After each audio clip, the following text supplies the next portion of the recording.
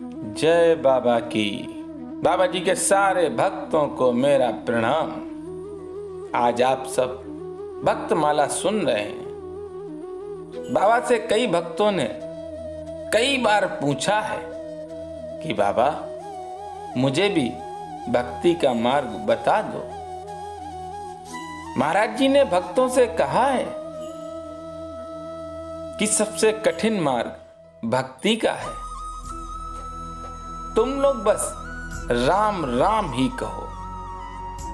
बाबा जी ने हम लोगों के लिए राम राम ही कहने के लिए कहा है, उसी का जाप करना चाहिए। चलिए आज की कथा की तरफ चलते हैं। बाबा जी के अनन्य भक्त हैं चंपा जी, और चंपा जी की आज हम कथा आप सबको सुना रहे हैं। भक्तों, चंपा जी जिस मकान में 25 वर्ष से रह रही थी, उसके मालिक ने आपसे वह मकान खाली करने को कहा, और इसके लिए उसने अदालत से आदेश भी प्राप्त कर लिया था। आपको दूसरा मकान कहीं मिल नहीं रहा था, और आपको भय था, एक डर था कि वह पुलिस की सहायता से कभी भी आपको मकान से हटा सकते हैं।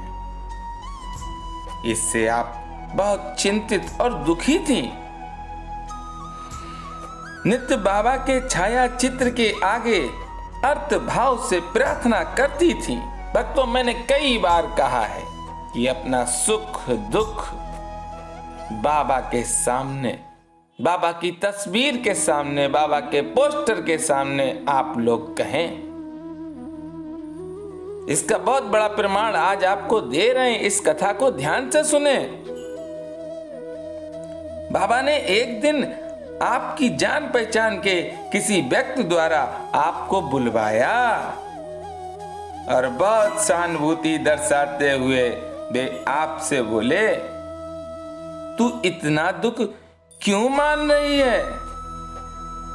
अरे सोच कर देख, सीता मां को जीवन में कितने कष्ट उठाने पड़े हैं। समय आने पर तेरे खुद का मकान बन सकता है, फिर ये कष्ट नहीं होगा। ये शब्द महाराज जी के वाक्य हैं, ये ब्रह्म वाक्य हैं भक्तों।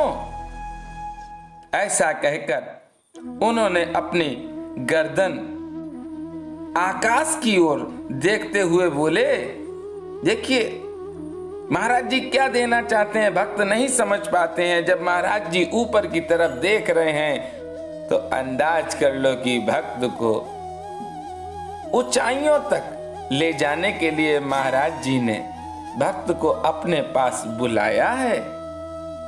तेरा बहुत ऊंचा मकान होगा। भक्त से कहते हुए महाराज जी वहां से चले गए।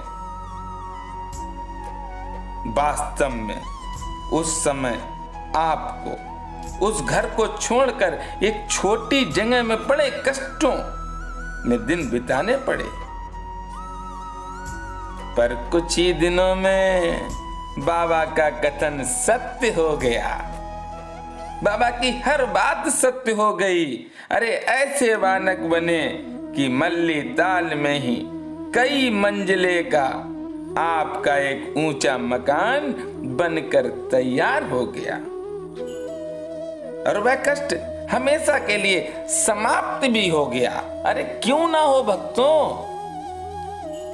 वो कष्ट महाराज जी को बताया था, और जो महाराज जी को कष्ट बताया जाता है, जो महाराज जी से कष्ट कहा जाता है, महाराज जी किसी भी रूप में, किसी से भी, कभी भी, कहीं पर भी आपको बुला लेंगे और आपके कष्ट को दूर कर लेंगे। आप विश्वास रखिए। ऐसे दया करते हैं मेरे बाबा, ऐसे कृपा करते हैं नीम करोरी महाराज। बोले नीम करोरी महाराज की।